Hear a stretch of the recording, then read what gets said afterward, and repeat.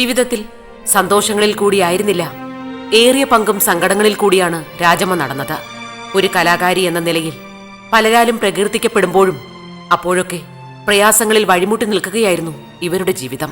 Glamour ലോകത്തിന്റെ ഭാഗമായിരിക്കുമ്പോഴും അല്ലാത്തപ്പോഴും ജീവിതത്തിന്റെ ഏറിയ പങ്കും വറുതിയുടെ നിഴലിൽ തന്നെയായിരുന്നു. KPSCയിലെ എന്നെ വിളിച്ചുകൊണ്ടുപോയി നാടക ഉദ്ഘാടനം കഴിഞ്ഞപ്പോഴത്തേക്ക് അവിടെ പാർട്ടിയുടെ ഒരു പെണ്ണവിടെ വന്നു.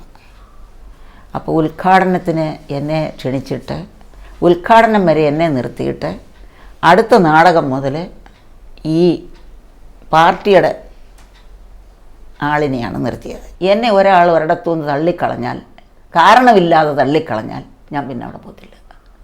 അതിൻ്റെ കാരണം അത് ശരിയല്ലേ? അത് ഞാൻ കാരണം തെറ്റൊന്നും ചെയ്തില്ല, ഞാൻ അവരോടൊന്നും പറഞ്ഞില്ല, ശമ്പളത്തിന് പിണങ്ങിയില്ല, ഒന്നുമില്ല. പക്ഷേ എന്നെ അവർ തന്നെ വേണ്ടാന്ന് വെച്ചിട്ട് പിന്നെ വിളിക്കാമെന്ന് ഞാൻ പോകത്തില്ല. അങ്ങനെ വന്നപ്പോൾ ഞാൻ പറഞ്ഞു എനിക്ക് വരാൻ പറ്റത്തില്ല. അതുമാത്രമല്ല, പ്രധാനമായിട്ട് എൻ്റെ അമ്മയൊന്ന് കിടപ്പിലാണ്. അമ്മ എനിക്ക് നോക്കേണ്ട ഒരു അത്യാവശ്യമുണ്ട്.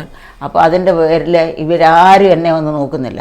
ഈ വേറെ 5 മക്കളുണ്ട്. ഈ 5 മക്കളും അമ്മയെ നോക്കാൻ വരുന്നില്ല. അമ്മയും ഞാനുമായിട്ട് ഇവിടെ ഈ ഒറ്റയ്ക്ക് കഴിയുക. കാരണം സാമ്പത്തികമില്ല, ഒരാൾ സഹായിക്കാനില്ല, ഒരാശ്വാസവാക്ക് തരാനില്ല, ഒരന്വേഷണമില്ല, ഒരു സഹായമില്ല, ഒന്നുമില്ലാതെ ഞങ്ങളിവിടെ കിടന്ന് ഒരു 3-4-5 വർഷം ഈ പെരയും ഞാനും ആയിട്ട് ഞങ്ങൾ കിടന്ന് അങ്ങ് വട്ടം കറങ്ങിയെന്ന് വേണം പറയേണ്ടത്. എനിക്ക് ഒരു നേരത്തെ ആഹാരത്തിന് വരെ എനിക്ക് ബുദ്ധിമുട്ടുണ്ടായിരുന്നു. അഭിനേത്രി എന്ന നിലയിൽ കലാ ആസ്വാദകരുടെ വന്ദനങ്ങൾ നേടുമ്പോഴും സമൂഹത്തിൽ മറ്റു ചിലരുടെ നിന്ദാശരങ്ങൾ ഏൽക്കേണ്ടി വന്ന ഹതഭാഗിയാണ് രാജമ്മ. അക്കാലത്ത് കലാകാരിയെ അബദ്ധസഞ്ചാരിയായി കാണുന്നവർ ഏറെയായിരുന്നു.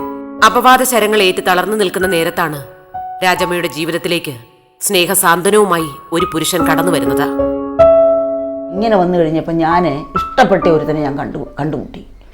ഇഷ്ടപ്പെട്ടതെന്ന് പറഞ്ഞപ്പോഴേ പുള്ളി നാട്ടിക്കൊള്ളാവുന്ന, വിദ്യാസമ്പന്നൻ, കുടുംബക്കാരൻ, സാമ്പത്തികമുള്ളവൻ. എന്നോട് ചോദിച്ചു, ഞാൻ കല്യാണം കഴിക്കാൻ ഇഷ്ടമാണോ എന്ന് ചോദിച്ചു. ഞാൻ ഒരു മടിയും കൂട്ടിയില്ല. ഞാൻ പറഞ്ഞൊരു കാര്യം ചെയ്യണം, കല്യാണം കഴിച്ചുമ്പോൾ ഇട്ടേച്ച് പോകരുത്. ഇല്ലെങ്കിൽ ഇട്ടേച്ച് പോകാതെ എനിക്ക് ധനവും സമ്പത്തൊന്നും നിങ്ങൾ തരണ്ട, പക്ഷേ എനിക്ക് മരിക്കുന്നത് വരെ എനിക്ക് ജീവിക്കാനുള്ളത് തന്നാൽ മാത്രം മതി, ഞാൻ സമ്മതിച്ചിരിക്കുന്നു എന്ന് പറഞ്ഞാണ് ആ ബന്ധം നടത്തുന്നത്. പക്ഷേ ആ ബന്ധം നടന്നതുകൊണ്ട് പിന്നെ എന്നെ ഒന്നും പറയാൻ ആരും വന്നിട്ടില്ല. ഭർത്താവ് അകാലത്തിൽ മരണപ്പെട്ടതോടെ രാജമ്മയുടെ ജീവിതം വീണ്ടും കീഴ്മേൽ മറിഞ്ഞു.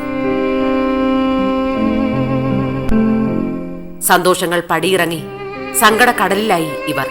ഒറ്റപ്പെടലും അനാഥത്വവും മാത്രമല്ല, ഒപ്പം പട്ടിണിയും. സങ്കടങ്ങൾ പറയാനും സഹായം അഭ്യർത്ഥിച്ചു ചെല്ലാനും ഒരിടം മാത്രമേ ഉണ്ടായിരുന്നുള്ളൂ. അങ്ങനെ വന്നപ്പം മാവേലിക്കരെ കൃഷ്ണദാസ് എന്ന് പറയുന്ന ഒരു പയ്യനുണ്ട്. ഇത്രയും നല്ലൊരു പയ്യൻ ഈ ലോകത്ത് ഒരു പത്രപ്രവർത്തകനെയും ഞാൻ കണ്ടിട്ടില്ല. ഞാൻ ഓടി അവിടെ ചെന്നപ്പോൾ ഞാൻ പറഞ്ഞു, സാറേ എന്നതുപോലെ ഇരിക്കുക കാര്യം. കാരണം എനിക്ക് കഞ്ഞിക്ക് നിവർത്തിയില്ല, എൻ്റെ പെൻഷൻ എനിക്കൊന്ന് കിട്ടാനേ എന്നെ എങ്ങനെയെങ്കിലും ഒന്ന് സഹായിക്കണം. സത്യത്തിൽ എനിക്കൊരു മക്കളില്ലാത്ത ഒരു ദുഃഖം ഞാൻ അവിടെ കണ്ടത്. എന്നെ ഇന്നും അദ്ദേഹത്തിന് വളരെ കാര്യമാണ്, എന്നെ വളരെ കാര്യമാണ്. എൻ്റെ ഒരു മകനായിട്ടാണ് ഞാൻ അദ്ദേഹത്തിനെ കാണുന്നത്.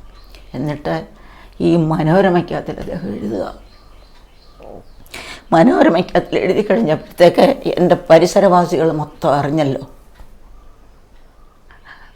അപ്പോഴാണ് ഈ പരിസരവാസികൾ അറിയുന്നത്.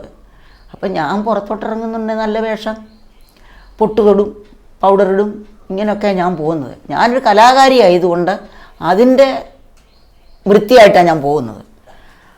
ഇതിനകത്തെന്ന് പറയുമ്പോൾ എൻ്റെ ഉള്ളിനകത്തൊന്നുമില്ല. എനിക്ക് എൻ്റെ വയറ്റി ഇങ്ങനെ വിശപ്പാണ്. അത് പറയാൻ ആരുമില്ല, അറിയാൻ ആരുമില്ല, തരാൻ ആരുമില്ല, അന്വേഷിക്കാൻ ആരുമില്ല. എനിക്കൊരു രൂപ വേണമെന്ന് ചോദിക്കാനേ എനിക്ക് ആരുമില്ല. എനിക്ക് മക്കളില്ല, എൻ്റെ ഭർത്താവ് മരിച്ചുപോയി. അപ്പോൾ എനിക്ക് ആരുമില്ല തരാൻ, എനിക്ക് ചോദിക്കാൻ ആരുമില്ല. ഞാനൊരു കടം ചോദിക്കാൻ തന്നെ ചെന്നാൽ ഇവിടെ കയ്യിൽ നിന്ന് ഇത് മേടിക്കാൻ ഒക്കുവോ എന്ന് വരെ ചിന്തിച്ചിട്ടുള്ള ആൾക്കാർ ഈ അടുത്തിടയിലുണ്ട്. പക്ഷേ തെണ്ടി ഇവിടെ ഒരു വീടുണ്ട്. ആ വീട് എനിക്ക് അന്നും തരും ഇന്നും തരും.